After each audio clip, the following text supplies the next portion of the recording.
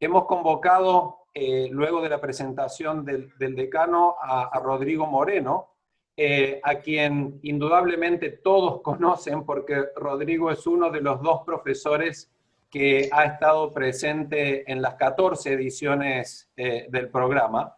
Y entonces creemos que es un espacio y un speaker privilegiado para generar este encuentro de unión. Y también en la segunda mitad de la actividad hemos invitado a Claudio Rodríguez Huaco. Claudio es director de una de las empresas, ahí está Claudio. Claudio es director del Grupo Gloria, que es una de las empresas no solo más importante del Perú, sino de un grupo importante en Latinoamérica. Y como nuestro programa está orientado a desarrollar capacidades directivas para hacer empresas de nuestra región grandes e importantes, es que me parece importante, nos pareció importante invitar a Claudio porque representa esas empresas que hacen grande a un país y a una región. Junto con Claudio va a estar el profesor Guillermo Vilancio, que es profesor del área del Departamento de Estrategia de la escuela, y es un profesor con mucha experiencia, no solo en temas de estrategia, sino de dirección y de política de empresas, y por eso creemos que con la intervención de Guillermo y Claudio podemos sacar en la segunda mitad de la actividad ricos aprendizajes en esta, de vuelta, reunión de encuentro. Así que yo voy a ya abrir espacio a esta actividad que está programada que ocurre en 1 hora y 15 para llevarla llevadera en este entorno virtual. Y agradezco entonces la presencia de nuestro decano para que nos dé una bienvenida a esta actividad. Gracias, Ramos. Bien. ¿Todos podemos ver esto? ¿Sí? ¿Todo bien? Bueno, buenas tardes, damas y caballeros. Bienvenidos a esta reunión de nuestro programa MBA, Multinational. Me llamo Ralf Boschek, desde hace poco más de 2 años estoy aquí trabajando como decano de la Escuela de Negocio. Obviamente no soy chileno, tampoco soy rioplatense como Ariel, Guillermo o Horacio. Soy alemán. He hecho mis estudios en Europa y en Estados Unidos, en finanzas, economía y filosofía. Trabajé por unos años en Monitor, en Boston, en Londres, después en Alemania, España, y después 27 años con ING como catedrático de Economía y Política Empresarial y director de programas distintos. Francamente, trabajé mucho y he tenido mucha suerte y entonces un poco de éxito profesional, pero al final de todo viene la rutina. Y Suiza es una burbuja muy, muy bonita, pero es una burbuja. Entonces yo quería un desafío nuevo. Entonces fui a un viaje a Chile y alguien me invitó a tener una cena con Pedro Ibáñez. Y Pedro me explicó sus ideas y su visión y la visión de su abuelo, Adolfo Ibáñez, sobre la educación y la dirección de la Escuela de Negocios. Y para Adolfo Ibáñez, las escuelas de economía de su época no formaban una élite de directores con una visión y cultura amplia, con una comprensión de valores sociales políticos y un conocimiento para entender que los beneficios que las empresas prestan a la sociedad justifican su existencia. Francamente, he tenido muchas reuniones en mi vida, pero para mí esta reunión era notable y por eso estoy aquí. Acepté la oferta de unirme a la UAI y ahora tengo los desafíos que quería yo, igual más que quería tener. Pero no estoy quejándome porque no estoy enfrentando esos retos solos. Tenemos un equipo bien formado y comprometido y también un profesorado comprometido para hacer algunos cambios. Bueno, de hace poco más de 2 años hemos revisado nuestros nuestros portafolios de programas. Hoy en día estamos reformando el modelo pregrado. En un mes vamos a ofrecer un currícula completamente nuevo, un currícula disruptivo no solamente por la UAI, pero me parece también por Chile. Y estamos cambiando también nuestro trabajo en posgrado. Estamos conectando programas de niveles diferentes, vertical y horizontal, con la idea de simultáneamente crear beneficios no solamente por los participantes, pero también directamente con las empresas, construyendo redes profesionales y impactos medibles. Bueno, hemos hecho mucho trabajo y tenemos, me parece, también estamos orgullosos que estamos atrayendo empresas internacionales como China Light & Power, que normalmente van a escuelas como MIT, Harvard o IMD, están con nosotros ahora. China Light & Power es una empresa del sector electricidad y energía en toda la Asia. Están con nosotros, están trabajando con nosotros, no solamente apoyando nuestra docencia, pero también nuestras esfuerzos en la investigación relevante. Y por eso estamos creando ahora un centro de investigación aplicada en total 6 verticales con estudios sectoriales y 5 temas transversales. Y al final de agosto vamos a tener nuestros primeros estudios sectoriales, unos casos diversos y una metodología para hacer benchmarking, que es nuevo. Benchmarking de la competitividad de empresas en su contexto y también benchmarking para comparar países, no como es típico en una forma genérica, pero para reflexionar también su propio contexto, sus recursos, instituciones y fase de desarrollo económico. Una cosa que de nuestro punto de vista va a cambiar un poco la forma de pensar sobre la competitividad de los países en América Latina. Todo eso no estamos haciendo solitos, ¿no? Estamos trabajando en un ecosistema que estamos desarrollando con colaboradores de industria y la academia. Claramente, en desarrollar este ecosistema, estamos redefiniendo nuestras relaciones con nuestros socios internacionales, porque hay que entender con quién podemos trabajar productivamente y cómo desarrollar esas relaciones basadas en intereses complementarios. Por eso, un resultado de este trabajo, estamos embarcando este año en una nueva versión de vuestro Multinational MBA Program, con una malla y como siempre, mejor integrado y bien excelente, un profesorado nuevo, pero también con unos socios verdaderamente de la primera línea, con London School of Economics, Cornell, Technische Universität München y CEIBS en China. Permítame poner todo esto en un marco un poco más esotérico. El lema de la UAI es pensar con libertad. En la Escuela de Negocio creemos que pensando libremente te convencerá que en un mercado libre y con competencia efectiva, negocio debe significar progreso. Para contribuir en esta dirección, la escuela quiere ser la referencia para liderar negocio en América Latina. Y esta misión tiene 3 partes. Primero, queremos tener y mantener la capacidad para ofrecer aprendizaje real en el mundo real.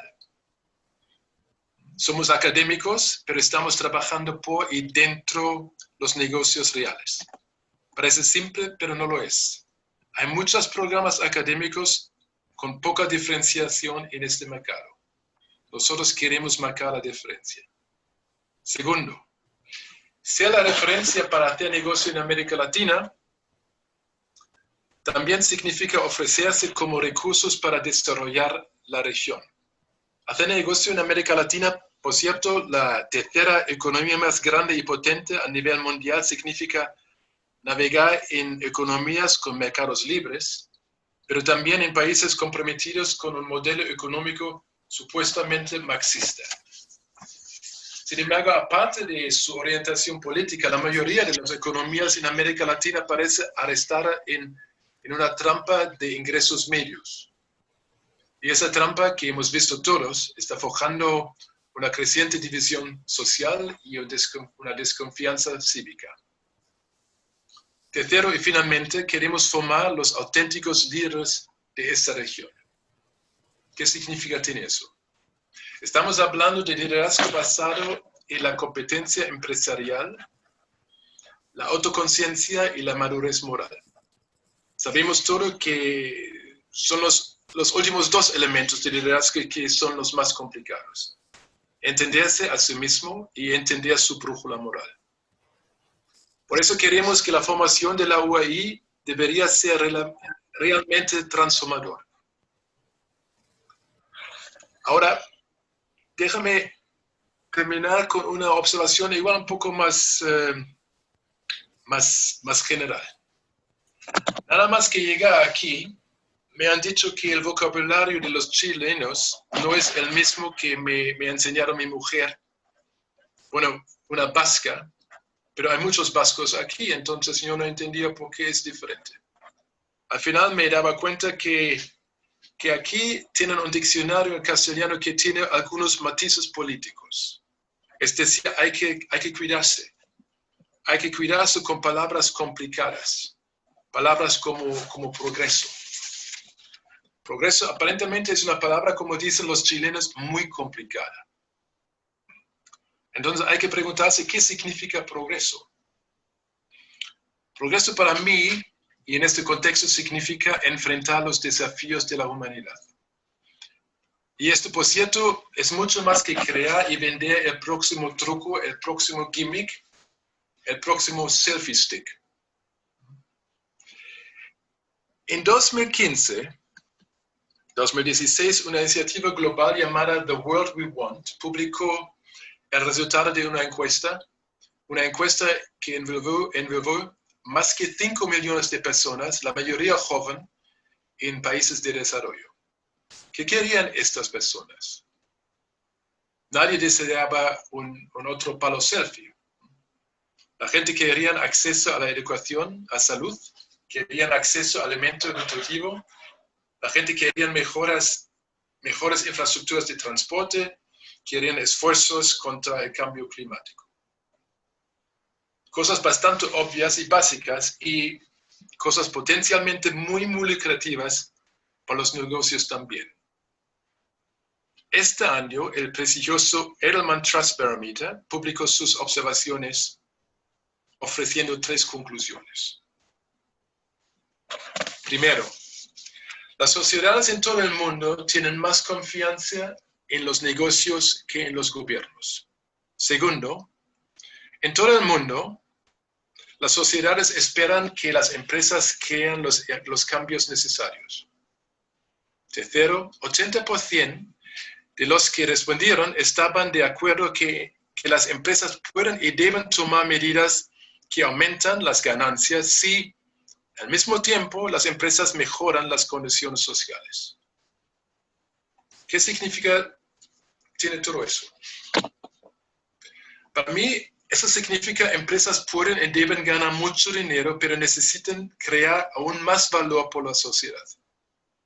Dicho de otra manera, negocio tiene que significar progreso, pero progreso real. Y como un economista liberal, entiendo que el mercado libre con competencia efectiva garantiza que negocio significa progreso. Y ese, de mi punto de vista, es nuestro objetivo. Queremos formar líderes de negocio que saben colaborar y quieren competir para ganar y avanzar. Bueno, con estos comentarios os dejo. Disfruta la reunión, únete a nosotros para construir la próxima fase de nuestra escuela. Muchas gracias. Muchas gracias, Ralph, por tu presentación y por tus palabras. Vamos a dar ahora inicio a la presentación de Rodrigo. Rodrigo va a compartir con nosotros una reflexión y un análisis vinculado a un fenómeno parecido al que estamos viviendo todos ahora, y que es la peste negra, con algunos aprendizajes para la economía.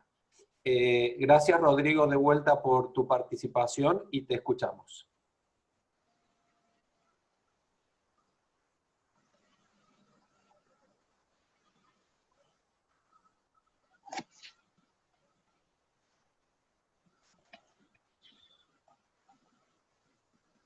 Ahí sí. ¿Me logran ver? ¿Sí? ¿La presentación? Perfecto, está perfecto, Rodrigo. Ok. Sí, te vemos, Rodrigo. Gracias. Bueno, en primer lugar quiero saludarles a todos. Realmente un gusto. Han sido muchos años, ¿no? Con algunos desde aquel lejano 2007, bueno, hasta fecha reciente nos hemos encontrado en nuestras clases de estas extrañísimas clases de historia en un programa de negocios, ¿no? que es un tema que conversamos desde el comienzo. De qué manera, diríamos, hicimos una experiencia disruptiva totalmente en cuanto a incorporar esta variable y yo tomar ese desafío de hacerla cumplir en cuanto a objetivo. Fue una acción, fue una decisión con convicción, es decir, absolutamente clarísimo, lo tenía desde el comienzo, de que es importante conocer la historia en la vida adulta. Se los dije, ¿se acuerdan? El primer día de clase a cada uno de ustedes, a Claudio también en Lima, también fue mi alumno en el Multinational en Lima, y todos recordarán esa primera reflexión que hicimos durante los primeros 15, 20 o 30 minutos de aquella sesión antes de hablarles de Alejandro Magno. Bueno, pasan los años y ustedes, muchos de ustedes, recordando, haciendo una mirada hacia atrás, se darán cuenta que efectivamente qué importante es saber historia, ¿no? Para entender el presente, qué importante es tener presente el pasado, pero como una variable de la toma de decisiones, como una variable de reflexión, como una variable de análisis en nuestra realidad. Qué importante es conocer el pasado para ver cómo poder enfrentar el futuro. No como una varita mágica, como también alguna vez los mencioné. No es una vara mágica de decir, oye, con la historia vas a conocer lo que va a pasar en el futuro. No, sino que es tener mayor capacidad, a partir de conocimiento, de una experiencia, de poder actuar o reaccionar o anticiparse frente a dificultades. Algo que un profesor también, colega, amigo, ustedes conocen, Carlos, ¿se acuerdan? Carlos Osorio, cuando les decía, hay que reducir la incertidumbre. Bueno, justamente en ese marco es que los años nos van confirmando lo que yo ya les decía en esa aula, que es el saber, conocer el pasado, es una variable, una herramienta, un valor agregado que ustedes deben incorporar en su inventario, ¿no? Bueno, y justamente en todas estas reflexiones que ustedes ya las han escuchado de mí, ahora las vamos a aplicar un ratito, breve, frente a un tema, el tema que nos convoca universalmente, el coronavirus, el COVID-19, la pandemia. Entonces ahora como historiador no les voy a hablar de la pandemia, pero sí como historiador decir, a ver, busquemos un ejemplo en el pasado en el cual podamos sacar algunas ideas que no son necesariamente la varita mágica que vamos a encontrar pero al menos ideas en relación a otros episodios de pandemia que posibilitaron cambios, ¿no? Cambios de época, reacciones, transformaciones, experiencias que posibilitaron salir de crisis, y algunas crisis complejas y largas, en fin. Y por eso elegí un tema complejo, quizás probablemente el más impactante de todos los que hemos escuchado hablar de historias de pandemia. Ha habido muchas en la historia, pero específicamente porque en la memoria colectiva, cuando uno escucha hablar de peste negra, ya suena feo el concepto. O sea, es como, esto debe ser, o sea, con el nombrecito que tiene, ya nos podemos imaginar lo horroroso que puede haber sido. Pero además porque en el colegio probablemente, si ustedes vamos a la etapa escolar, así remota, siempre alguien mencionó hablar de la peste negra vinculada ahí en la Edad Media, con un impacto tremendo en la sociedad occidental. Y en los últimos tiempos, yo creo que ustedes desde marzo, claro, cuando entramos en esta etapa dura, empezamos a escuchar muchas sobre las pandemias en los reportajes periodísticos, y ahí se enteraron de que hubo una gripe española, ¿cierto? Que no fue hace tanto, hace un siglo, y otros episodios, y la peste negra, ¿cierto? Como el récord, uno de los récords en cuanto al impacto de la sociedad. Entonces yo elegí este tema para reflexionar sobre el tema económico son pequeñas ideas, esbozos, pero que nos pueden sacar algunas enseñanzas frente a un episodio que fue muy desastroso para la historia europea. Y entonces lo primero que quería mostrar, la primera reflexión que les quería hacer frente al tema, es que la pandemia es una vieja historia que parece nueva. Y siempre ha habido pandemia. Siempre hubo pandemia en el pasado. Lo que pasa es que justo nuestra generación, y la de nuestros padres, más o menos justo hace 2 generaciones, ya era un tema que parecía superado. Es decir, no, esto no va a volver a ocurrir. De hecho, cuando se acuerdan, hace pocos años, hace una década atrás, cuando vino la crisis de la gripe porcina, ¿no? O sea, aquí los amigos de México que están, que tuvo un gran impacto, pero claro, pasó relativamente rápido. Hubo efectos, ¿no? Efectos terribles en la población, pero la gente no alcanzó a dimensionar lo que es una pandemia como lo fue en el pasado. Como les decía, si uno dice la gripe española, por ejemplo, hace un siglo atrás, mató cerca de 40 millones de personas. 40 millones de personas. O sea, mató más gente que la Guerra Mundial. Y la Guerra Mundial había terminado recién el 18. Entonces, a ese nivel de pandemia nosotros nos habíamos desacostumbrado. Nuestros abuelos sí lo tenían más claro, porque hasta mediados del siglo XX, hasta primeras décadas del siglo XX, hubo muchos episodios epidémicos gravísimos en países latinoamericanos, entre ellos la misma gripe española, y entonces era un tema que parecía que nuestra capacidad, nuestro, comillas, progreso lo había superado. Pero siempre ha habido pandemia. Es una vieja historia que parece nueva. Y entonces la primera recomendación para nosotros en la vida es, oye, ojalá que esta vez nos sirva para no olvidar. Es como, lo van a entender perfectamente los que estamos aquí presentes, que somos de países sísmicos. Cuando hay un terremoto, tenemos experiencia con los terremotos y con los tsunamis. Pero cuando pasa mucho tiempo sin terremoto y sin tsunami, y pasa la generación, el olvido. Y el olvido es el más peligroso agente dentro de las herramientas que uno debe tener para actuar asertivamente en el presente, el olvido. Por eso, quizás la primera reflexión es eso: pandemia siempre ha habido, lo que pasa es que a nosotros se nos había olvidado. Ahora, ¿cómo lo aplicamos esto en historia? Vamos para atrás. Vamos al caso de la peste negra rápido. Siglo XIV, en los años 1300, fíjense, años 1300, nos remontamos, faltan, para que se ubiquen, 200 años, casi 200 años para que venga Colón, el Colón que les hablé en esa oportunidad. Estamos en Europa que se le conoce como la Edad Media, la Baja Edad Media, 1300, que siempre se nos ha pintado la Edad Media en términos exagerados como la época oscura de la historia. En mi opinión como historiador, les puedo asegurar que la oscuridad ha estado presente en todos los periodos de la humanidad, así como la luminosidad también ha estado en todos los periodos de la humanidad. Si no hay unas épocas más oscuras que otras. Si es por oscuridad, el siglo XX el más oscuro por cantidad de muertos en guerras mundiales, así que tienen el récord. Y sin embargo nosotros creemos que el siglo XX es la civilización, es como el progreso. La percepción humana da para todo, pero ¿cuál es la curiosidad del 1300, que era esta época que se conoce como la Edad Media? Que fue una época, y a ustedes les va a interesar por el tema que estamos, por el entorno en que estamos hablando de negocio, que al principio estaba súper bien aspectado en los años 1300. Es decir, era un siglo que realmente se veía un dinamismo económico, comercial, como hacía tiempo en Europa no se observaba. Increíble, ¿no? O sea, que estaba súper bien aspectado. ¿Y cómo se observa eso? Miren este mapa, que es más o menos del año 1300, está recreando el 1300, y observen ustedes, todas las líneas de colores, indican ahí arriba, ustedes ven están observando, indica líneas de comercio. Fíjense, comercio de grano, comercio de lana, comercio de cobre, comercio de las especias, centros comerciales y rutas comerciales terrestres. Es decir, tienen todo lo que se pueden imaginar. Y entonces, ¿qué ocurre en este periodo?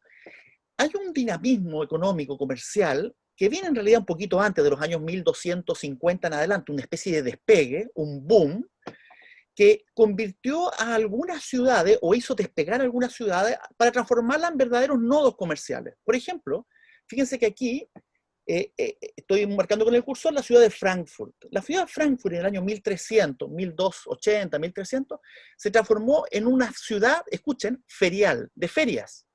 Ferias, Frankfurt. Y se transformó en una especie de nodo de comercio, de intercambio. Y Frankfurt, que estaba en el corazón de lo que hoy es Alemania, pero en ese entonces era el antiguo imperio, se transformó también en una especie de articulador de un comercio de las ciudades del norte con las ciudades del sur. Y entonces, un centro ferial. Oye, estamos en el 2021 y Frankfurt sigue siendo un recinto ferial, ¿no? Hoy en día capital económica además de la Alemania y centro financiero de la Unión Europea. Es decir, Frankfurt puede decir perfectamente, decir, oye, mira, nosotros somos el centro financiero económico desde hace, tienen 700 años de experiencia en el negocio. 700 años. En esta época le estaba yendo bien a los de Frankfurt. ¿Cuál es la ventaja de Frankfurt siendo que está tierra adentro? Buena conectividad.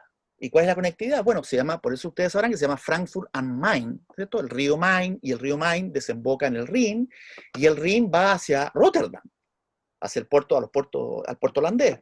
Entonces dice, y si uno navega hacia arriba del Rin, llega a Basilea, a la ciudad de Basilea, que es un centro industrial suizo. Entonces Frankfurt estaba en la mitad, entre Rotterdam y Basilea, pero metido en el río Main, cerca de Colonia, etcétera, ¿no? Entonces uno dice, eso se dio en el 1300.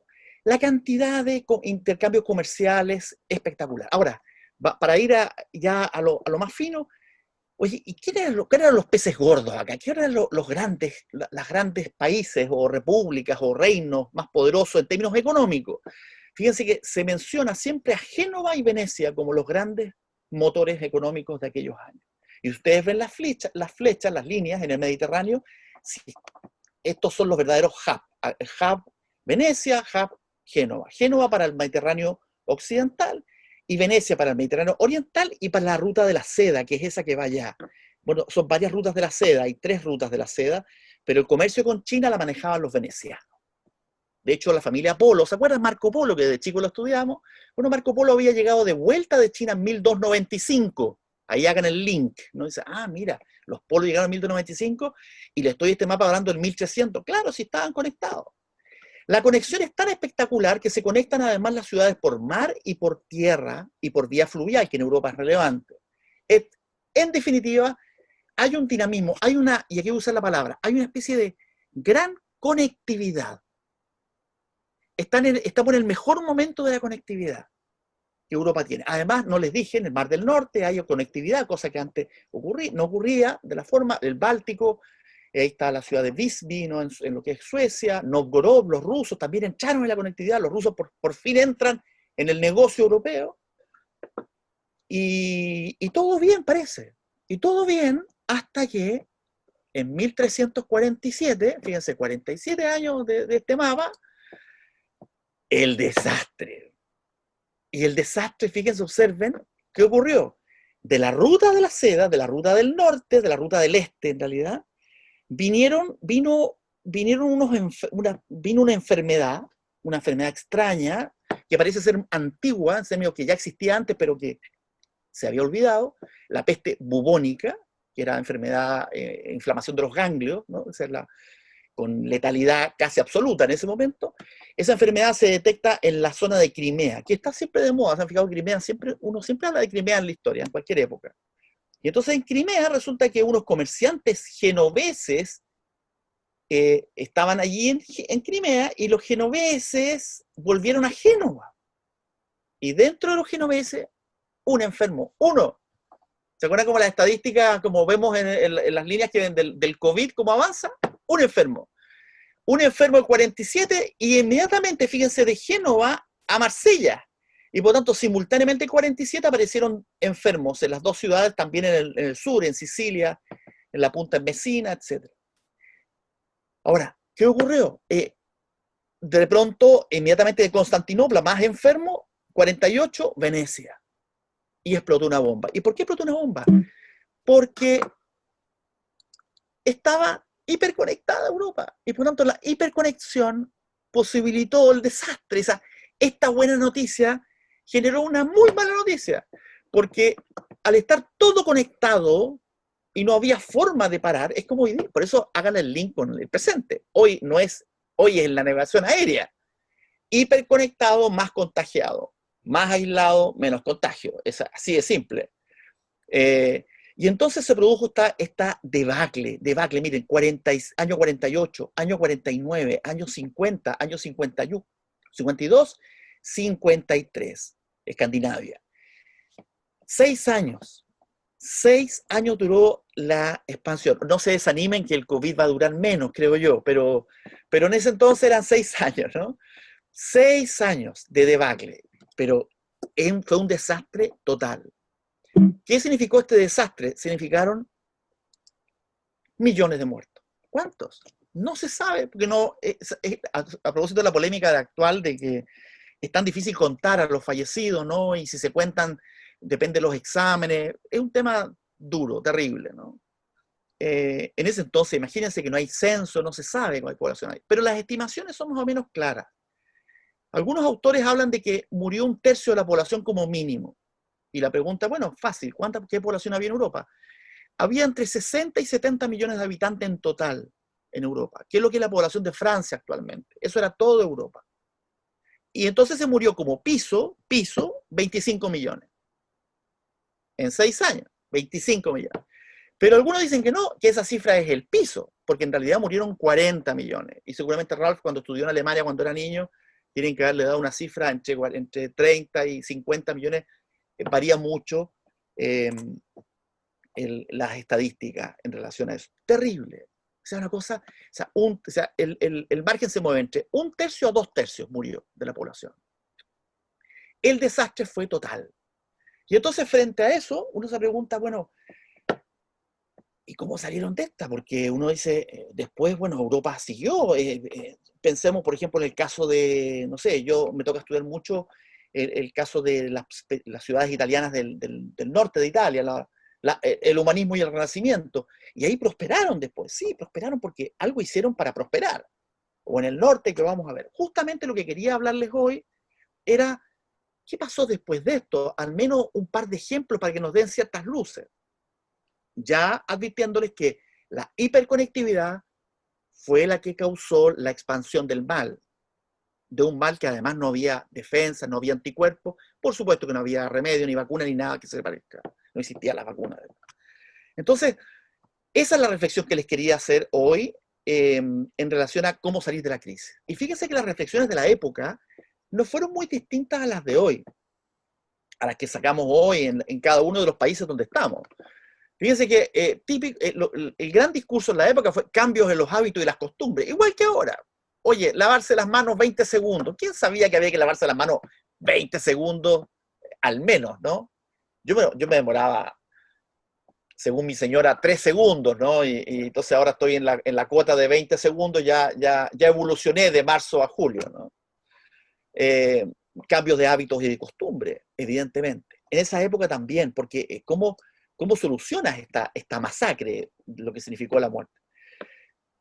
Mejoras en infraestructura sanitaria, cultura preventiva frente a los posibles e inevitables rebrotes. En la época, lo mismo. ¿Qué significaba eso? Bueno, mejorar construcción de hospitales. Por ejemplo, los hospitales se hacían fuera de las ciudades, fuera de las murallas. Se demolieron edificios para dejar un poco más de avenidas un poco más amplias o plazas más grandes que permitiesen una mayor condiciones de aire y ventilación, y eso generaba una mejor calidad de vida. Revisiones en entrada y salida aduanera, es decir, y la aduana, solamente aduana de mercancía y personas, es decir, lo que vendría a ser hoy día una especie como Interpol, ¿no? Policía internacional en la frontera. Cuando yo les digo Génova y Venecia, no piensen que eran ciudades, eran repúblicas, o sea, eran países ellos, no eran una Italia, eso no es Italia, eso era la República de Venecia, la República de Florencia. Entonces en ellos controles estrictos, en algunos lugares más estrictos que en otros, en unos lugares resultó mejor y en otros no. Ahora, las mejores infraestructuras son los que tienen más dinero. Por ejemplo, sistemas de alcantarillado. Había muchos lugares donde no había alcantarillado. Bueno, en América Latina hoy hay muchos lugares donde no hay agua potable. Y si no hay agua potable, es decir, lo básico que hay que hacer después de salir de la crisis es invertir en infraestructura para que no ocurra de nuevo lo que ahora nos dimos cuenta que existía. O sea, ¿cómo le vamos a pedir lavar las manos a gente que no tiene agua potable? ¿No? No hay infraestructura, no hay servicio de agua para agua servida, etc. Y aquí viene lo que nos interesa a nosotros en este tema específico, ¿no? Dice, reactivación económica, retorno a la conectividad. Y este es el mensaje. Fíjate que la gran tentación que hemos tenido todos los países, y eso es muy común en las pandemias, es al cierre. Y el cierre no es solamente el cierre de fronteras, sino el cierre económico, el ensimismamiento, al proteccionismo. Esa es como la primera tentación, porque además es la más populista, generalmente, es el discurso que más se compra. Siempre ha pasado así en el pasado. Sin embargo, los casos que conocemos de reactivación económica en Europa después de la peste negra fueron precisamente los que hicieron lo que aparentemente es lo más peligroso. ¿Y cuál es? Volver a abrir el comercio. Es decir, si la conectividad nos hizo tan bien y nos llevó al de la debacle, la conectividad de nuevo nos va a sacar de la debacle. Es decir, el comercio internacional, el intercambio, la asociación, la asociatividad, el mirar posibilidades de interconexión son parte de la salida de la crisis. Pero usted dice, ¿pero cómo? Si por ahí viene el contagio. Bueno, habrá que tomar las otras medidas de control, o sea, no vamos a tener que tener cambio de costumbre, cambio de mentalidad, mejora de infraestructura, control preventivo, pero comercio activo. Reactivación pasa por el comercio. Y lo otro es que justamente en la época donde hubo mayor creatividad e innovación, emprendimiento, fue después de la crisis. ¿Cuántas veces de niños nosotros nos han estudiado? ¿Se acuerdan del Renacimiento? Uy, Leonardo da Vinci, Miguel Ángel, los grandes creadores de innovación, emprendimiento. ¿Y dónde fue eso? Ah, mira, el epicentro, Florencia. Oye, pero si Florencia perdió la mitad de la población en la peste negra, más de la mitad. Entonces Florencia fue una ciudad más golpeada. ¿Cómo salieron? Salieron porque hubo cultura creativa frente a la adversidad. Miren, vámonos y ya para no extenderme tanto, vámonos a dos ejemplos y termino. El primero, vámonos para el norte de Alemania, el norte de Europa. Fíjense que los europeos, que ya estaban en este comercio que ya les mostré, este otro mapa, pero parecido. Este mapa es del año 1358, más o menos piénsenlo así. Es decir, 5 años después de la crisis del 53, de la peste negra había pasado. Hubo rebrotes después, pero había pasado. Y entonces, en este mapa, si ustedes observan, ven nuevamente líneas rojas, mucho comercio, actividad con los rusos, todo el comercio del Báltico y el Mar del Norte, comercio también fluvial, ciudades muy prósperas, emprendedoras. ¿Cómo se llamó a este fenómeno? Se le conoce como la Liga, es una asociación de ciudades que se llama la Liga de Hansa, las ciudades hanseáticas, Hansa. ¿Qué es lo que fue la Liga de Hansa? Fue un acuerdo, escuchen, un acuerdo comercial entre ciudades que incluso pertenecían a reinos distintos, pero cuyo objetivo principal era mejorar los vínculos arancelarios y mejorar la seguridad del transporte y la posibilidad de intercambiar cargas entre puertos, es decir, bodegaje. Siglo XXI. Esto me parece Schengen, el acuerdo de Schengen de la Unión Europea. Sí, la Liga de Hansa fue la primera, es como el primer origen de Schengen, el acuerdo de Schengen europeo, Unión Europea, hanseático, los hanseáticos. Y bueno, pero tienen que tener alguna capital. No, sin capital, pero una ciudad que sirva de tribunal económico para el caso de que haya dificultades. Aquí, justo en el río Trave, aquí hay una ciudad que se llama Lübeck. Y Lübeck se transformó en la capital de la Liga de Hansa, Lübeck, que algún día tienen que conocer porque es muy bonita la ciudad. Cerca de Hamburgo, 1 hora y media de Hamburgo. La ciudad de Lübeck se transformó en el epicentro de Hansa, que llegó a tener más de 100 ciudades socias.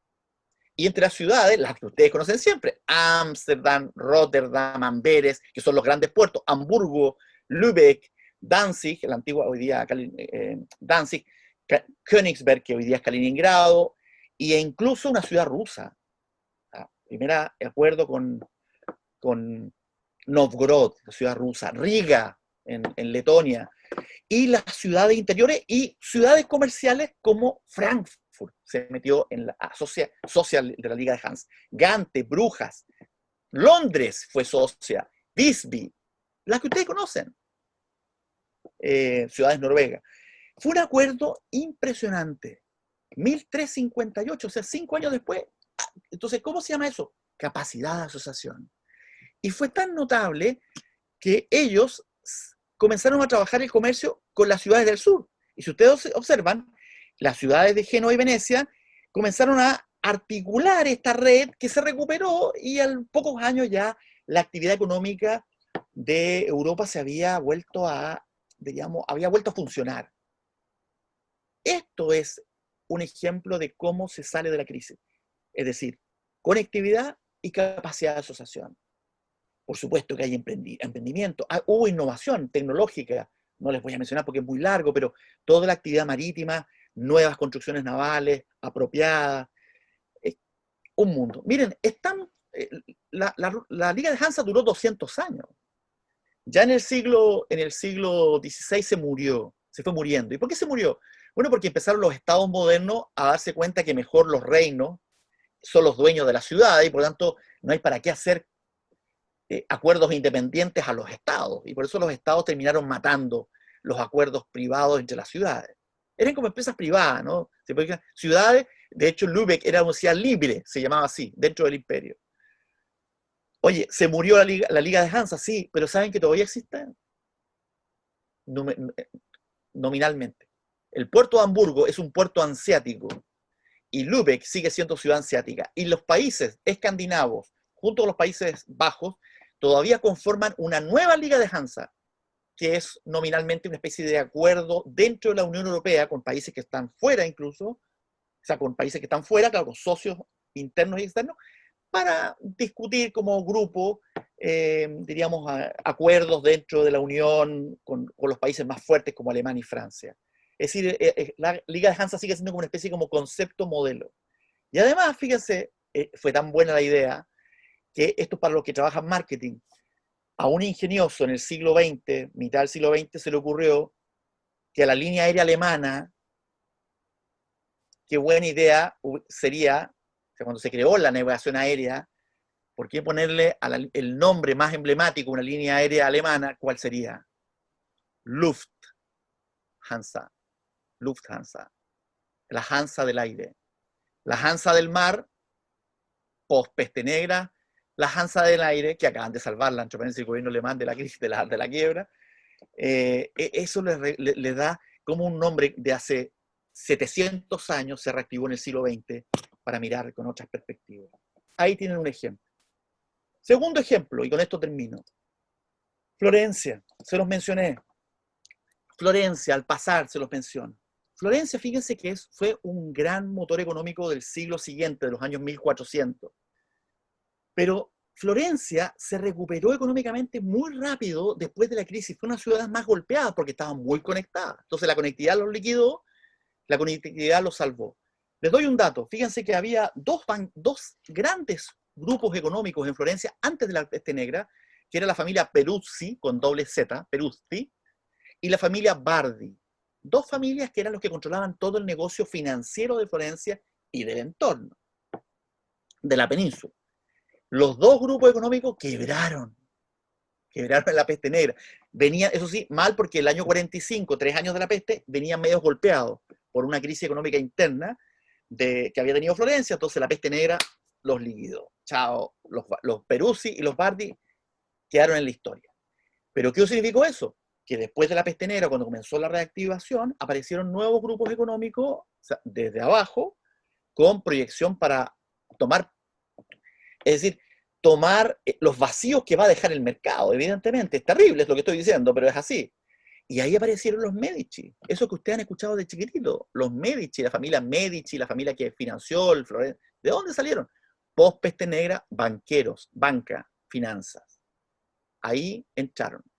Y de hecho comenzó los Medici, segunda mitad del siglo, de los 1300, 1370, 80, aparece ya el primer Medici, y en 1420, 30 ya son un clan, y un clan económico, y fue el grupo económico más importante de todo el Renacimiento. durante todo el Renacimiento la familia Medici. Es decir, ahí ustedes ven cómo hay un aporte significativo.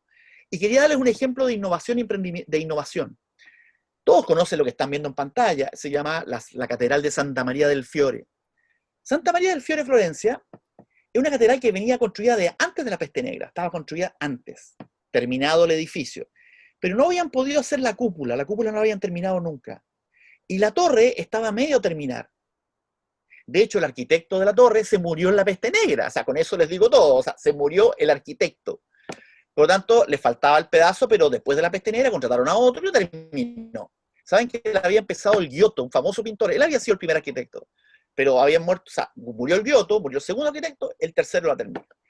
Pero le faltaba la cúpula autosoportante, que era carísima hacerla y además técnicamente muy difícil. Y fíjense que en la ciudad, cuando se recuperaron, tenían el problema técnico de cómo hacer la cúpula, se les murieron los creadores intelectuales.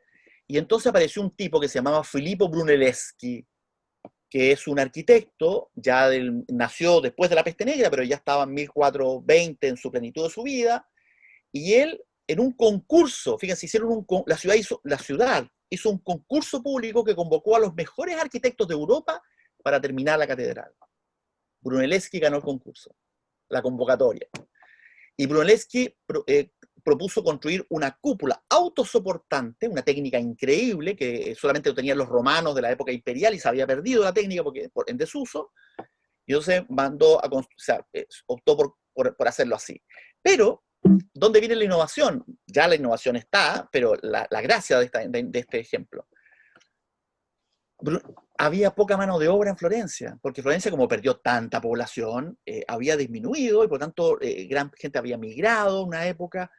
Y entonces lo que hizo Brunelleschi es construir maquinaria para construir, cosa que hasta entonces no existía. Es decir, las grúas de construcción que ustedes conocen, eso antes de Brunelleschi no había, o sea, no tenía, digamos, el uso como lo tiene intensivo como se usó después. Y fíjense que estos dibujos que están aquí, estos que ustedes están viendo en pantalla, son de Leonardo da Vinci. Son los famosos dibujos de Leonardo, que es el inventor, ¿cierto? Siempre como el creador. Leonardo hizo este dibujo a inspiración de las grúas y los instrumentos que hizo Brunelleschi para construir Santa María del Fiore. ¿Qué necesitaba? Grúas para llevar el material. Y fíjense, diríamos, arnés y ¿cómo se llama? Polea, para llevar la comida a los trabajadores. Porque te pregunta, oye, ¿y si la gente trabajaba ahí arriba, a qué hora baja a almorzar? ¿Cuánto se demora en bajar a almorzar? 5 horas se demora entrar y subir y bajar. Entonces, ¿cómo hay que hacer? Todo un aparato constructivo, o sea, la creación al máximo nivel, eso lo llevó Florencia, y Brunelleschi inspira a Leonardo para ser también ese creador, inventor. Por último, ¿pero cómo lo hizo Florencia? Bueno, conectividad. Florencia es una ciudad que está tierra adentro, una república, pero está con el puerto de Pisa, que está en la costa, que también lo incorporó. Y entonces Florencia es una república que hizo esa conectividad. Es decir, se incorporó a este ámbito. Y por lo tanto, también conectividad, asociatividad, vínculo Florencia-Pisa, cultura creativa es parte de estas herramientas que hay que usar para salir de la crisis. Una última reflexión para cerrar. No todo les fue bien, no todo les fue bien. Es decir, en Europa hubo historias de ciudades que nunca se recuperaron, nunca volvieron a ser lo que habían sido. En la misma Italia, cerca de Florencia, hay una ciudad que se llama Siena, que es preciosa. Siena nunca se recuperó económicamente después de la Peste Negra. Entonces, esta no es una historia bonita donde decir, mira, de todos salen bien parados después de la crisis. No, pero algunos salieron muy bien parados. Las ciudades del Mar del Norte y del Báltico, y las ciudades del norte de Italia, y algunas específicamente como Florencia y Milán. Por eso, estimados, estamos en tiempos en que nos vuelve a confirmar algo que conversamos en el Multinational. La historia es una variable que tienen que tener presente para reflexionar sobre el presente y también con mirada de futuro, porque sin duda, si tenemos una mochila, un morral cargado de experiencia, vamos a tener mayor asertividad y mayor reducción de esa incertidumbre que jamás vamos a poder borrar. Gusto de haber compartido esta tarde con ustedes, de haberlos visto nuevamente, y esperamos que sigamos ahí unidos en el tiempo aquí en la familia de la UAI. Muchas gracias, Rodrigo, por tu presentación cautivante, que deja muchas reflexiones mientras comentabas el cierre de Florencia y el espacio que se generó para la innovación. Estamos viendo toda la innovación en tecnología y las empresas tecnológicas, cómo se están desarrollando en estos 3 meses. Lo que gana Amazon, lo que gana Mercado Libre, lo que están perdiendo otras compañías. Pero no nos vamos a poner a discutir sobre eso. Había un par de preguntas que yo las voy a dejar para el final, en ocasión de administrar lo mejor que pueda el tiempo. Y entonces le voy a dar espacio a Guillermo Vilancio, para que iniciemos la segunda mitad de la actividad que planteamos para esta noche, y es este intercambio que van a desarrollar en conjunto con Claudio Rodríguez. Así que te dejo, Guillermo, el espacio para iniciar esta segunda mitad de nuestra actividad. Bueno, gracias, Ariel. Bueno, buenas noches, buenas tardes a toda América Latina. En realidad, digamos, un placer escucharlo a Rodrigo, porque uno saca muchas conclusiones, porque hoy casualmente inclusive estaba escribiendo algo, porque estoy escribiendo un libro nuevo, y estaba escribiendo como que en realidad estamos viviendo permanentemente casi como si fuese una cinta de Moebius, ¿no? Una cinta infinita, donde las cosas van y vuelven, más allá de las diferencias tecnológicas, las cosas van y vuelven, y esto de la pandemia, de las crisis sociales, de las supremacías de unos frente a otros, es algo que es iterativo y permanentemente regresa, obviamente con distinta tecnología, con distintos elementos, con distintos personajes, pero como que es un bucle infinito, ¿no? Tomaba el tema de la conectividad y tomaba el tema de la creatividad que planteaba Rodrigo, y desde mi ámbito profesional, ¿no? Que hago hace casi ya 40 años, que es la consultoría en dirección, siempre pensé que en realidad los problemas de las empresas, los problemas de los países y los problemas de las organizaciones no son problemas funcionales, sino que tienen directamente que ver con la conducción.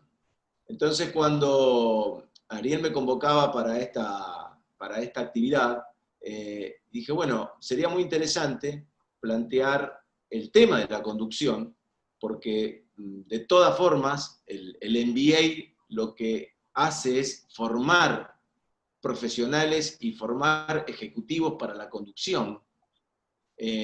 Hablar de conducción. Y para hablar de conducción, no hay nada mejor que hablar con alguien que está, obviamente, en una posición de conducción. Y en una posición de conducción muy especial, porque también es una posición en un grupo que está, además, en un proceso de evolución generacional. Yo trato de limitar un poco la palabra transformación, porque venimos, yo creo, manoseando demasiado en estos últimos tiempos. Y quiero pensar primero en la evolución, porque en realidad transformamos para evolucionar, si no, no tiene sentido la transformación, ¿no? Entonces transformamos para evolucionar. Y casualmente se da el caso de Claudio, que es quien está llevando adelante un proceso de evolución en uno de los grupos más relevantes de América Latina, como es el grupo Gloria en Perú. Así que, para no hacer más preámbulo, Claudio, buenas tardes, ¿cómo estás? Gusto en tenerte con nosotros. Y bueno, yo quisiera en una primera, como punto de partida, digamos, que nos cuentes un poquito acerca de tu historia personal y profesional, para después meternos un poquito más en el tema de la conducción del grupo. Bueno, gracias, Guillermo. Hola a todos. Hola Ralph, hola Ariel. Primero que nada, muchas gracias por permitirme estar acá y contarles un poquito de nuestra historia, ¿no? Bueno, yo arranco mi vida o mi carrera fue, yo salí de Perú de muy chico, a los 10 años, y estudié principalmente pues, en Estados Unidos y después en Inglaterra. Y pues empecé mi vida profesional trabajando en Price Waterhouse en Londres y también en JP Morgan en Nueva York. Y es ahí que alrededor del 2008 es cuando decidió regresar al Perú para empezar a trabajar en el negocio familiar, ¿no? que es el Grupo Gloria. Quizás solamente para darles una breve descripción del grupo, somos un grupo que está principalmente en 4 negocios. El primero que es la alimentación, con Leche y Gloria y la división de alimentos. El segundo es el cemento, que tenemos operaciones en Perú, Bolivia y Ecuador. Lo que es cartones y empaques. Y finalmente lo que es el agro. Y bueno, dentro de inversión al grupo, lo puedo, digamos, definir o describir básicamente en 4 fases, ¿no? La primera fase, cuando recién llego al 2008, después de una carrera fuera y principalmente en banca, era conocer más a profundidad los negocios en el cual participábamos, ¿no? Y esos primeros años fue definitivamente metido en las diferentes operaciones, pasando por diferentes áreas y diferentes puestos. Y quizás algo también más importante me tomó aprender desde química del cemento y también bioquímica de la leche, ¿no? Porque para mí era importante poder no solamente conocer, sino también tener una discusión inteligente con las diferentes profesionales que están dentro de nuestra organización, ¿no? La segunda fase era una fase más de tratar de entender los diferentes factores críticos que pueden verse dentro de la organización y buscar los temas transversales que impliquen cada uno de los negocios, ¿no? Y ahí es cuando, quizás en esa etapa, es cuando termino haciendo la maestría en Adolfo Ibáñez, donde me dio muchísimo con ese marco conceptual.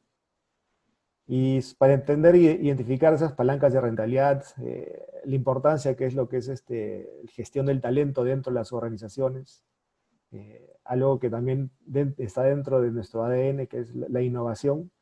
Y es muy, muy interesante escuchar lo que está hablando Rodrigo, porque creo que en esta nueva etapa va a ser algo que va a ser fundamental en los negocios.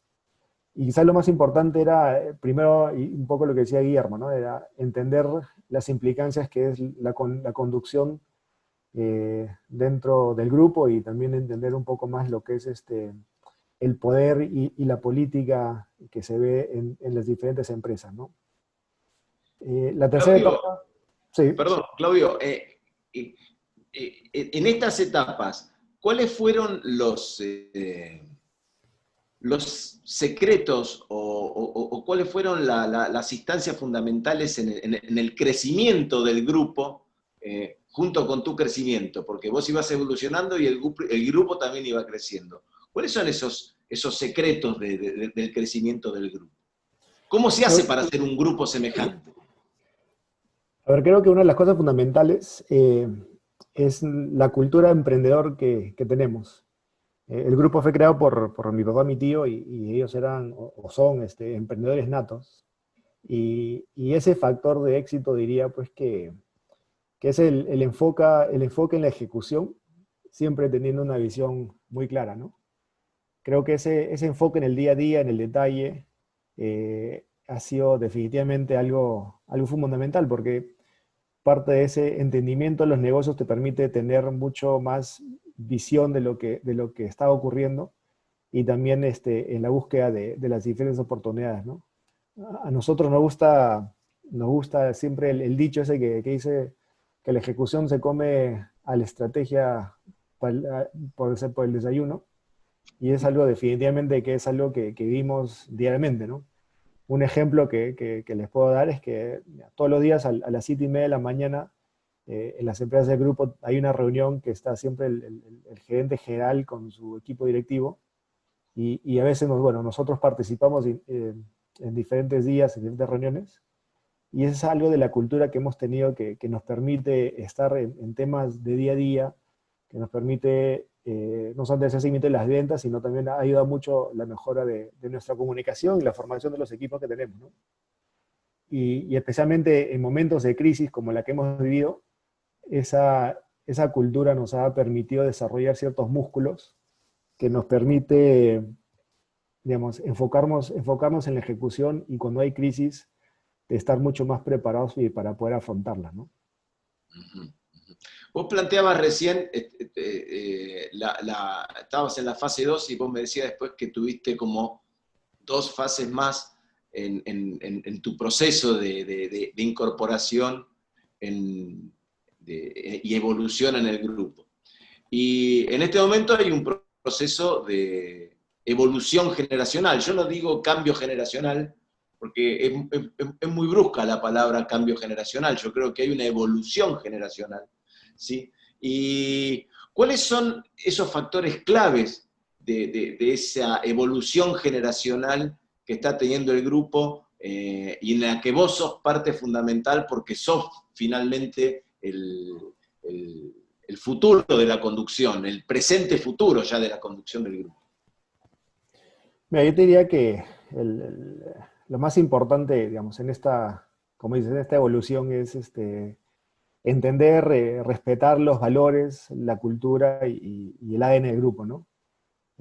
Definitivamente tenemos unos valores muy, muy específicos que ha permitido que crezcamos como grupo y nos ha permitido llegar a donde estamos, ¿no?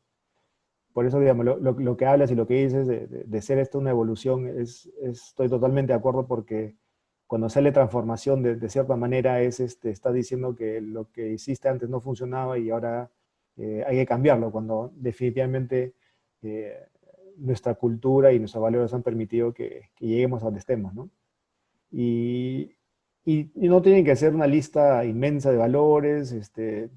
En nuestro caso son 3 factores que son sumamente simples y que están definitivamente en la mente digamos, de nuestra organización y de los gerentes, ¿no? Te diría que el primero es el compromiso, y es algo innato de la gente en nuestras operaciones, por ejemplo acá en Gloria, en Perú, que cada vez que hay una crisis, el compromiso de la gente en verdad es espectacular y es algo en el cual siempre nos sentimos muy orgullosos.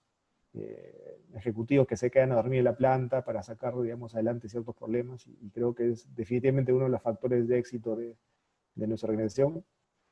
El segundo es el enfoque, digamos, en los recursos.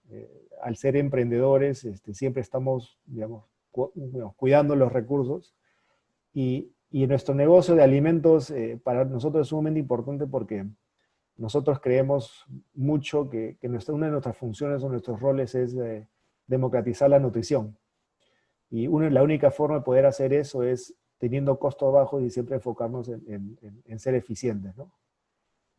Y finalmente, que también otra vez habla de esa cultura ADN de emprendedores, que siempre estamos pensando fuera de la caja, ¿no? Cada proceso, cada problema, cada adversidad que afrontamos, siempre la tratamos de hacer de diferentes maneras y a veces, aunque implique a veces un poco de riesgo, pero creo que eso es una habilidad que también nos está permitiendo avanzar, especialmente en momentos complicados donde se viene una transformación digital, donde la forma de trabajar tiene que evolucionar y cambiar y hacer mucho más ágiles. Entonces creo que definitivamente son habilidades que le hemos puesto mucho foco y mucho empeño. Y mirando hacia el futuro son factores claves que estoy seguro van a continuar como una base y obviamente reforzarlo, ¿no? Claudio, yo escucho esto y siempre me da la sensación de que hay un lema que muchas empresas a veces se olvidan, sobre todo en la conducción, ¿no? Que es pensar en grande, pero hacer como pyme. Y creo que eso es uno de los secretos fundamentales, ¿no? Porque muchas veces cuando tratamos de hacer en grande y pensar muy corto, ¿sí? Las empresas entran en una debacle. Acá el crecimiento tiene que ver con que básicamente hay una idea grande, ¿sí? Y un micromanagement constante, que es lo que nos permite, o es lo que permite al grupo, digamos, estar en donde está. Ahora, dentro del grupo hay una empresa que es emblemática, que es la empresa de alimentos, ¿no? Y alimentos es uno de los puntos esenciales en todo lo que tiene que ver con el bienestar de una sociedad, sobre todo cuando recién comentabas el concepto de la democratización de la nutrición. ¿Cómo ves el futuro, digamos, del negocio de alimentos desde Gloria? ¿Cuáles son los elementos que consideras como relevantes en este negocio de alimentos que plantea Gloria? Que ha cambiado con el tiempo, ¿no? Sí, mira, a mí el negocio de alimentos es, me encanta.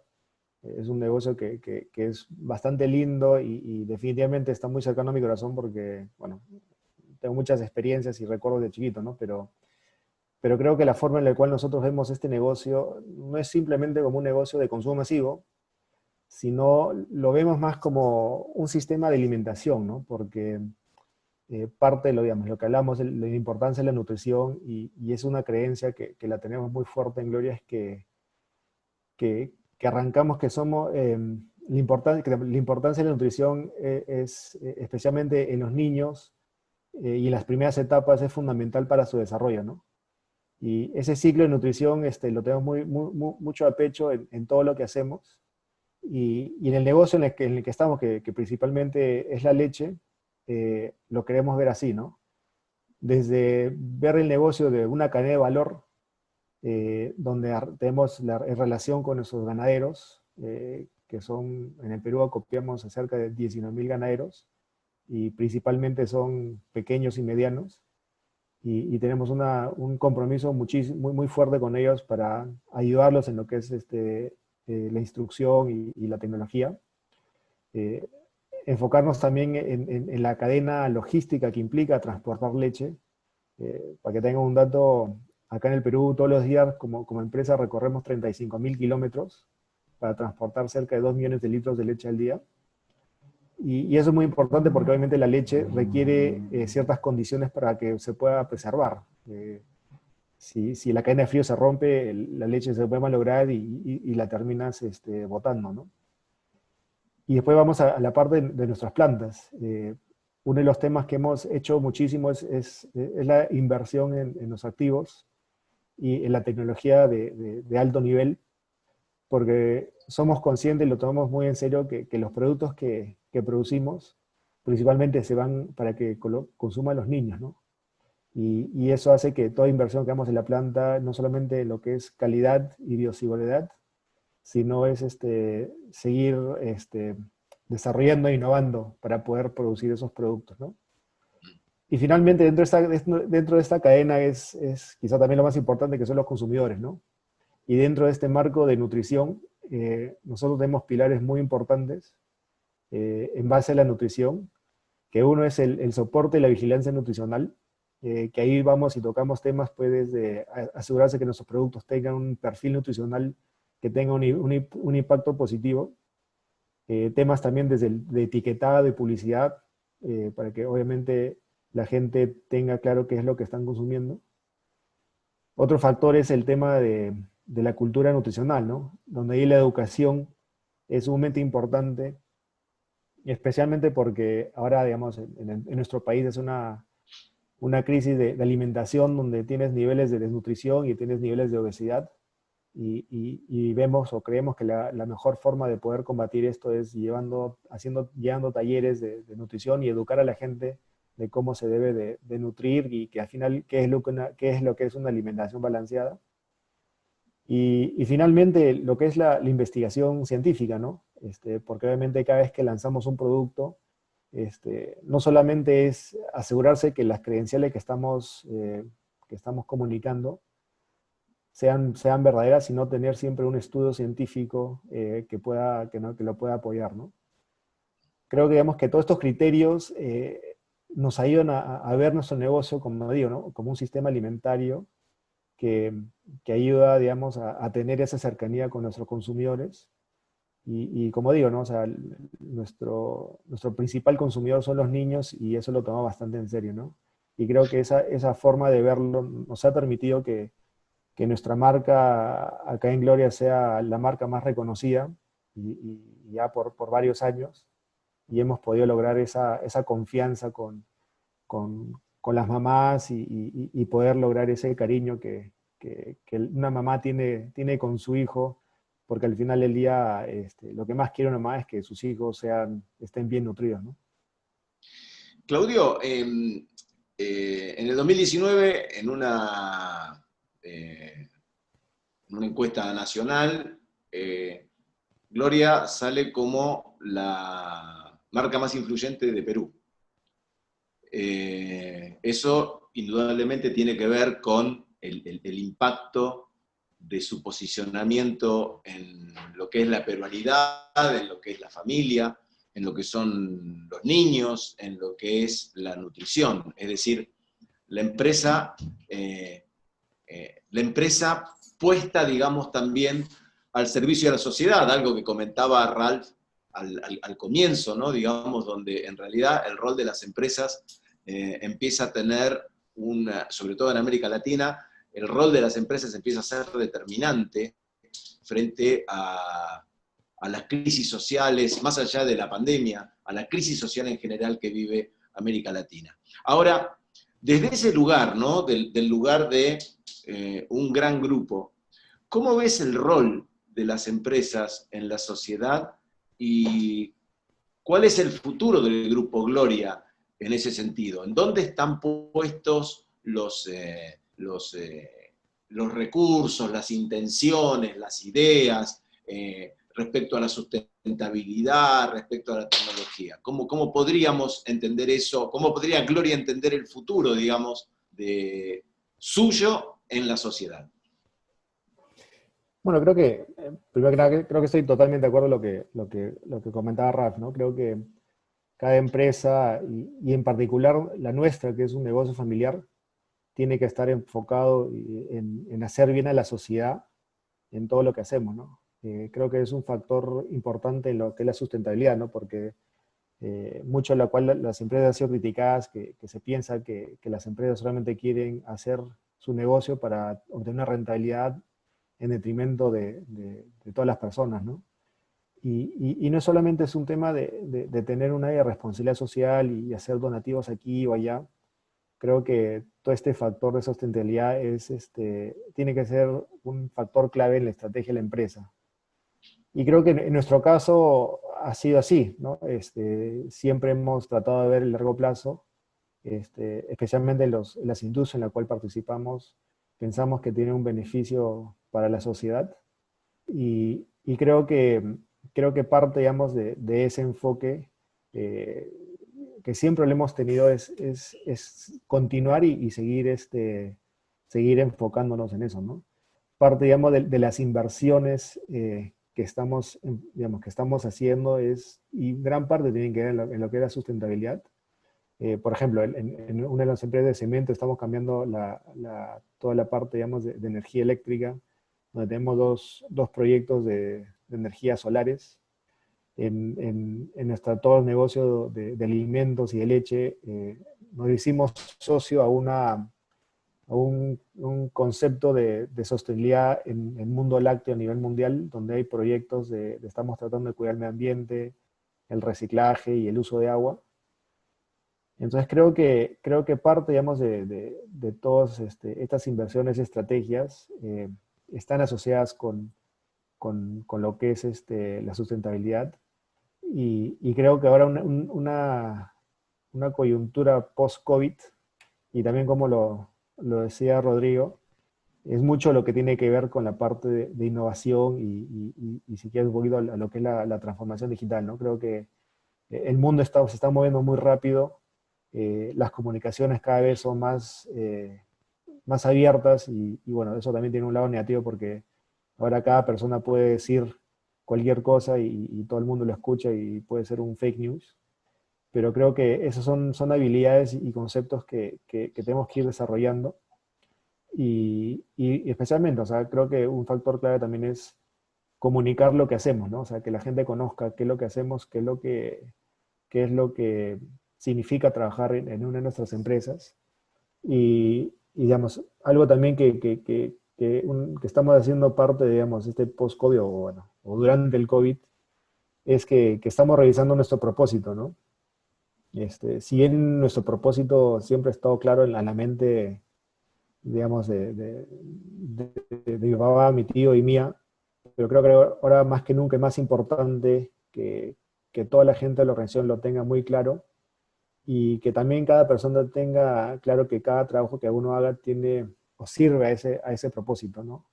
Creo que también es importante especialmente en este mundo donde cada vez la sustentabilidad está teniendo un rol mucho más importante, ¿no?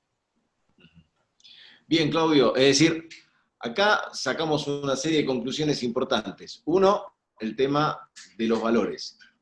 Dos, el tema que más que cambio generacional es una evolución generacional. Y tres, cerramos con el tema que necesariamente tenemos que tener un propósito. Es decir, más allá de técnicas, herramientas que son fundamentales en la gestión y en la operación, en el espacio de la conducción empieza a aparecer la palabra propósito como un elemento determinante. Bueno, Ariel, bueno, esto fue la conversación con Claudio. Claudio, muchísimas gracias por tu presentación. Te damos un minuto de cierre si querés comentar algo. No, muchas gracias y creo que estos espacios son sumamente importantes para poder compartir un poco lo que cada uno estamos haciendo y definitivamente, digamos, dentro de mi rol, dentro del grupo, hay mucho optimismo. Obviamente el mundo está cambiando y va a cambiar y creo que también parte de nuestro rol es asegurarse pues que como empresa y como sociedad tengamos todos los habilitadores para poder seguir cambiando, evolucionando y afrontar ese nuevo mundo que se viene, ¿no? Genial, genial. Bueno, muchísimas gracias. Y bueno, gracias a todos los que nos están escuchando. O sea, Ariel sigue al comando de la charla. Muchas gracias, Claudio. Muchas gracias, Guillermo. ¿Les parece si abrimos un espacio para 2 o 3 preguntas que me las pueden plantear por el chat y yo las puedo canalizar? Así evitamos superponernos todos con una pregunta, ciento tantos en la sala. Si quieren, alguna pregunta que puede ser tanto para Claudio como para Rodrigo.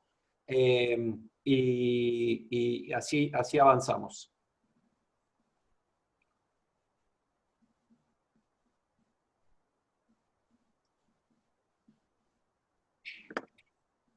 ¿Alguna pregunta?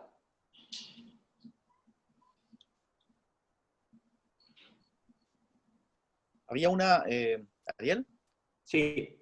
había una de Samuel González, pero también estaba respondida, ¿no? Que una pregunta, sabemos que emprendimiento e innovación es un elemento clave para salir de la crisis. ¿Cómo lidiar con los miedos y emociones cuando la población está saturada de noticias y mensajes digitales tan negativos sumado al aparente marxismo que enfrentamos en la región? Y entonces, claro, la respuesta tiene que ver con eso, en este escenario no es fácil, es un escenario de crisis, pero hay que ser optimista, es decir, tenemos que tener el optimismo como herramienta, es decir, aprender de las cosas, o sea, aprender de las buenas decisiones como los ejemplos que observamos, y también tener claras las cosas que fracasaron, lo que no resultó. Por ejemplo, en América Latina, en crisis pasadas, uno de los grandes problemas que tuvimos, específicamente de los años 30 hasta los 60 y 70, fue justamente esa economía proteccionista, que esta famosa convicción de que la economía sustitución por importaciones era la solución. Claro, en esa misma época, y aquí están los argentinos presentes, a Argentina le fue bien, por lo tanto Argentina económicamente no entró en esta variable, con industria proteccionista, pero Argentina tuvo otra historia económica entre los 30 y al menos hasta los 50. Pero el resto de América Latina se sumergió en un ensimismamiento que al final fue letal. Entonces, claro, una idea clásica socialista, podríamos decir marxista, convencida. Estamos en libertad de pensamiento, así que puede haber aquí múltiples posiciones ideológicas, pero en ese marco hay gente que piensa que este es el momento para cerrar, ¿no? Y yo creo que al menos esa experiencia sabemos que no funciona, ¿te fijas? Que no ha funcionado en el pasado. Y por tanto, el optimismo pasa por sacar buenas experiencias, como les decía, la apertura, lo que estaba diciendo Claudio recién, que estamos totalmente en sintonía, ¿no? Y eso que yo no conversé con Claudio previamente, no nos pusimos de acuerdo, pero por ahí va. Pero que es tiempo de crisis y dificultad, obviamente. Por eso no existe la varita mágica para decir, oye, mira, esta es la solución y esta va a resultar.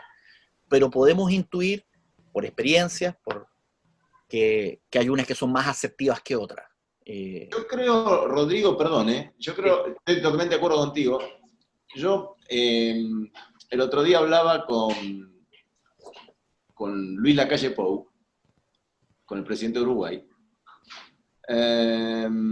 y hablamos informalmente, habitualmente, ¿no? Pero es una cosa totalmente informal. Entonces, estábamos hablando sobre las ideologías. Entonces, teníamos absolutamente claro que sin liberalismo no hay progresismo. Pero sin progresismo tampoco hay liberalismo.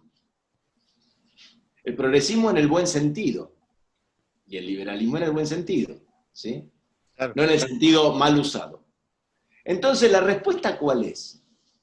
Y la respuesta es el pragmatismo. Entonces, es como desde un punto de vista de un integrador político, la capacidad de tomar y de integrar ideas para poder resolver efectivamente lo que la política busca, que debería buscar, que es el bienestar de la gente. Porque finalmente está destinado a ellos. Entonces, este nuevo tiene que ver con el pragmatismo. El pragmatismo en función del beneficio de la sociedad, ¿no? Entonces, creo que ese es cuando nosotros nos encerramos muchas veces en ideas, esas ideas se transforman a veces en paradigmas sobre los cuales nos sentimos bloqueados. Y cuando podemos abrirlas, ¿sí? Y entendemos lo mejor de una y de la otra, ¿sí? Podemos finalmente tener soluciones pragmáticas. Y creo que eso que planteábamos con Luis Lacalle, que parece que hoy es como una especie de ícono de la libertad en América Latina, creo que me resulta interesante, porque es una nueva manera de abordar, ¿sí? Una crisis eterna de América Latina. Gracias, Guillermo. Yo estaba revisando el chat y voy a canalizar una pregunta más a cada una para Claudio y otra para Rodrigo. Y todas tienen, ambas preguntas que he tratado de resumir, tienen una visión hacia el futuro, ¿no? La primera entonces la dirijo hacia Claudio. Y básicamente lo que he recabado en el chat es Claudio, ¿cómo te imaginas el futuro, los próximos años en Perú, una vez saliendo de esta situación atípica de la pandemia? ¿Qué futuro vislumbras para Perú en los próximos años? Bueno, yo siempre trato de ser una persona optimista. Si bien estamos en quizás la peor crisis económica, algunos dicen, de los últimos 100 años, pero sí creo mucho en la cultura peruana y del emprendedor peruano, que al final esa es la base de nuestra economía. Las personas que tienen sus negocios, sus pequeños negocios o que luchan el día a día, creo que es una cultura peruana que nos ha permitido salir también de una etapa muy compleja con el terrorismo, hiperinflación de los años 80. yo creo que una vez que logremos sobrepasar esta crisis, creo que esos factores puedan salir, ¿no? Además también digamos, en esta discusión populista, antiempresa, marxista, por lo menos acá en el Perú, sí se ha visto mucho respuesta del lado empresarial. Ha habido muchas donaciones, ha habido mucha solidaridad y tratar de apoyar en lo que se puede y que está dentro de nuestro alcance, ¿no? A veces, vamos, había, digamos, factores burocráticos que no lo hacían, no lo permitían, pero creo que esa solidaridad sí se ha visto y creo que también la población lo está entendiendo, especialmente después de vivir un par de años donde el empresariado ha sido atacado bastante, ¿no? Entonces sí, yo creo que con ese optimismo que siempre quiero tener, ojalá que las cosas salgan bien. Gracias, Claudio. Y ahora voy a, si se me permite, canalizar la última pregunta hacia Rodrigo.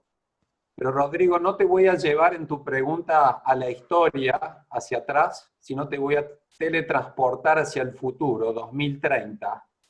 Entonces, imagínate dentro de 10 años, ¿cómo ves Latinoamérica dentro de 10 años? Bueno, yo estaba en el 2030, yo lo que hace es que volví yo vengo de vuelta. Difícil. Esta pregunta hace unos meses, el año pasado, a mediados de año, todavía podía tener mayor claridad de respuesta. Pero los movimientos sociales acá en Chile, en Ecuador, o sea, todas las situaciones que se han vivido excepcional, la misma inestabilidad política en Perú, que no la imaginábamos, estos nubarrones que ahora parece ser que se están clarificando, era una visión, diríamos, bastante optimista en relación a las estadísticas, en cuanto a que piensa que nosotros los países con mayor ingreso per cápita dentro de Latinoamérica estábamos acercándonos, pero así con mucha velocidad, a los países más pobres en ingreso per cápita en Europa, nos hacía pensar de que a lo mejor en un momento determinado, de hecho a 10 años más, íbamos a tener, digamos, un ingreso cercano a lo que, o sea, igual o superior a lo que era Grecia y Portugal, que eran, podríamos decir, son nuestros parámetros de dónde podríamos llegar a estar en un periodo cercano. Bueno, todo eso hoy sigue siendo el objetivo, pero mientras nosotros sepamos, por ahí un poco lo que dijo Guillermo recién, mientras sepamos sacar experiencia de todo lo que está pasando, la crisis económica por el COVID, las explosiones sociales por otra parte, las demandas ciudadanas que cada día van a ir aumentando a medida que van aumentando nuestros índices económicos, eso es normal. Es decir, mientras más demandas hay, cuando mayor es, al menos en términos estadísticos, oficialmente nuestra economía, ¿no? Mientras más grande sea nuestra economía. Entonces, mientras mantengamos un equilibrio de decir, mira, estos golpes nos van a hacer aprender de que no podemos olvidar ciertos aspectos, como los dije recién en la presentación. Es decir, los estados sí tienen que tener responsabilidad, no lo puedes dejar todo a manos del mercado. Es decir, en esto somos más papitas que el Papa nosotros en Latinoamérica en relación al modelo económico. Es un modelo que dice, bueno, pero es que el mercado regule o se autorregule. El Estado tiene que estar presente, porque lo está presente también en Suecia, en Dinamarca, en los países escandinavos también el Estado es responsable en ese mismo regulador de mercado. Entonces, ¿dónde el Estado tiene que estar presente? En las demandas inmediatas de la población. Hoy día son por el tema del COVID, pero hay infraestructura, descentralización. Latinoamérica tiene una enfermedad gravísima, que es el centralismo. Y si mientras no nos descentralicemos en Latinoamérica, nunca vamos a llegar a ser países desarrollados. Nunca. ¿Y por qué? Porque las estadísticas de los 30 países más ricos del mundo, los países industrializados, el grupo de los 40, un denominador común de esos 40 es que ninguno es centralizado. Porque el único centralizado de esos 40 es Singapur, porque Singapur es una ciudad, ¿te fijas? El resto, el denominador común, ustedes dirán, oye, pero es que Francia es centralista. Sí, pero Francia, comparado con un país de Latinoamérica, de Latinoamérica es el modelo de descentralización, y eso que en Europa es el centralizado. Esos son temas que el Estado tiene que hacerse cargo de una vez por todas, pero junto con la economía privada, o sea, con el mundo privado, el emprendimiento, las empresas, es decir, desarrollo, apertura, interconexión, asociatividad, la Alianza del Pacífico, por ejemplo, para nosotros los que estamos en este lado del charco, del charco nuevo, que es el Pacífico, el charco antiguo era el Atlántico, tenemos unas perspectivas de desarrollo infinitas, porque nosotros tenemos un charco que riega las aguas de China y de Estados Unidos. Y eso, impagable, pero tenemos que aprovecharlo. Entonces, en 10 años más, si logramos equilibrar nuestro rumbo, aprendiendo los golpes, flexibilizando algunas de nuestro modelo, pero siempre en camino hacia el desarrollo, evidentemente que volveremos a ser mucho más optimistas como lo éramos hace un par de años atrás. Y algunos países como Venezuela, o sea, sin comentarios. Lo único bueno de Venezuela, lo único bueno que ha tenido en esta última experiencia es que como está tan aislado, efectivamente tiene menos COVID, ese aislamiento lo ha protegido del COVID, y porque están tan pobres que tampoco tienen dinero para hacer los exámenes, y por lo tanto ni siquiera saben cuántos contagiados hay. Pero Venezuela es el modelo al cual nosotros no podemos, o sea, tenemos que, es el modelo, es la cara visible del camino que no debemos seguir en Latinoamérica. Así de simple, doloroso, porque incluso para el que le palpita el corazón con sueños más, digamos, igualitarios, bueno, Venezuela es el peor de los ejemplos. Bueno, muchas gracias, Rodrigo. Vamos a concluir ahora con la actividad en honor a la programación que habíamos hecho. Quiero básicamente agradecerles inicialmente, para no olvidarme al final, a todos por haber participado. Hemos tenido una convocatoria muy numerosa dentro de la comunidad de Multinational MBA. Quiero agradecerle a Rodrigo por su participación. Indudablemente Rodrigo es un punto de convocatoria al ser uno de los profesores más destacados de nuestro Multinational MBA. Quiero agradecerle a Guillermo por su intervención y su participación junto con Claudio para discutir estos desafíos que tenemos en la conducción de las grandes empresas en la región, y quiero agradecerle a Claudio por su participación y compromiso por poder generosamente compartir su experiencia y su conocimiento dentro con este grupo y la comunidad de la Escuela de Negocios. Creo que hemos tenido una linda actividad de reencuentro que esperamos repetir, así que desde ya les pido que se reserven la última semana de octubre, los vamos a convocar de vuelta a una actividad similar. Les informaremos con detalle el horario, pero será el último jueves de octubre, donde realizaremos una actividad de vuelta para seguir buscando estos puntos de reencuentro. Y seguramente el año que viene coordinaremos un nuevo reencuentro presencial. Así como se hizo hace unos años en el 2016, vamos a reiterarlo seguramente en el 2021, si las condiciones están dadas para hacerlo, para que nos podamos desplazar y tener esa actividad de reencuentro seguramente en 2021. Quiero agradecerles de vuelta a todos, fue un gusto ver caras conocidas y empezar a conocer a otros que no me ha tocado conocer por no haber participado entonces del programa. Ya será ocasión para que todos nos vayamos, ya que tendremos una ocasión para conocernos todos presencialmente y aunar buenos recuerdos.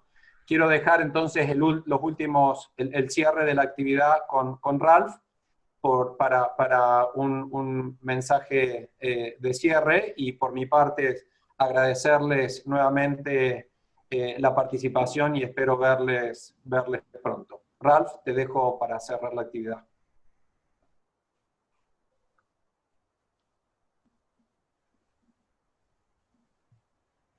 Estás en mute, Ralph.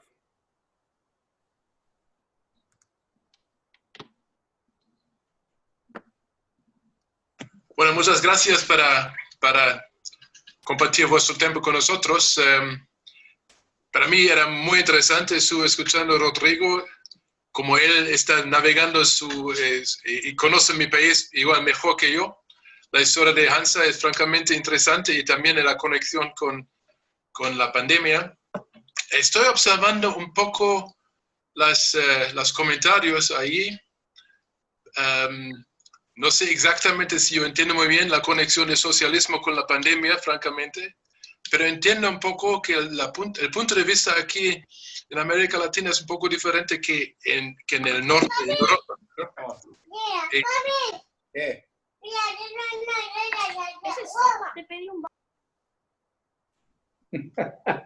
Bueno, mira, igual mejor comentario ese que mi comentario. No, mira, gracias por venir, gracias yo quiero que vamos a continuar esto, y yo también quiero que vamos a tener una reunión, me parece igual podemos tener una reunión en Perú o en Miami la próxima vez. Estamos bien orgullosos de este programa que tenemos. Hemos tenido mucho trabajo para desarrollar ese programa y para tener otra versión el año que viene, y necesito agradecer no solamente Horacio, pero también Ariel para empujar este programa y para rescatar este programa y tener un programa en el futuro que es todavía más potente, más grande, y espero que pueda ver a vosotros ahí en el futuro. Gracias. Gracias, Ralph. Gracias a todos y nos vemos en la próxima. Un gusto haber compartido. Buenas noches. Gracias. Chao, amigos. Chao, chao. Buenas noches. A todos. Bye. Adiós. Chao. Chao, Martín. Chao. Chao. Abrazos. Rodrigo. Mucho gusto verte. Bye. Espérate, quédate para la foto, Rodrigo, por favor. Ay, no te veo. Chao.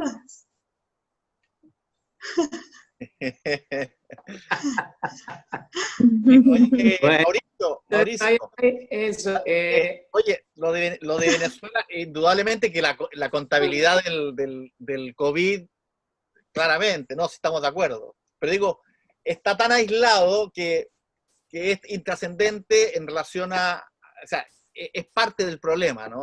Su modelo. O sea, totalmente de acuerdo. Así que, sabes, Un abrazo y saludos aquí de Guatemala. Andrés Rivera te saluda. Gracias a todos. Hola, Andrés.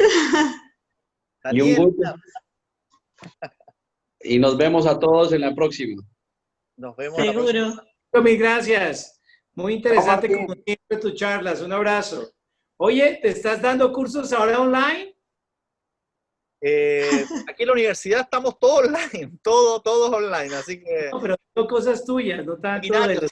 De hecho, mira, me meto en la página web de la universidad y estamos haciendo un seminario de navegantes, y lo doy yo completo. 4 sesiones en agosto y septiembre. Agosto y septiembre, ahora. Comienza ahora, ¿Navegantes en el tiempo? ¿Cómo es el cuento? son los cuatro casos de navegación Exxon. Enrique el Navegante, que no fue navegante. Listo. Colón, Vespucio y Magallanes. Así que lo doy agosto, 4 sesiones hasta septiembre en la UAI. Métete en la página web, está ahí. Es por Zoom, así que... No, está muy fácil. Perfecto. Oye, un abrazo. Saludos en tu casa y muy querido. Chao, chao. Bye, bye. Feliz noche para todos. Saludos. Bye. Chao, Martín. Chao, Ariel. Un abrazo. Qué bueno Un verte. abrazo. Chao. Igualmente. Chao, chao.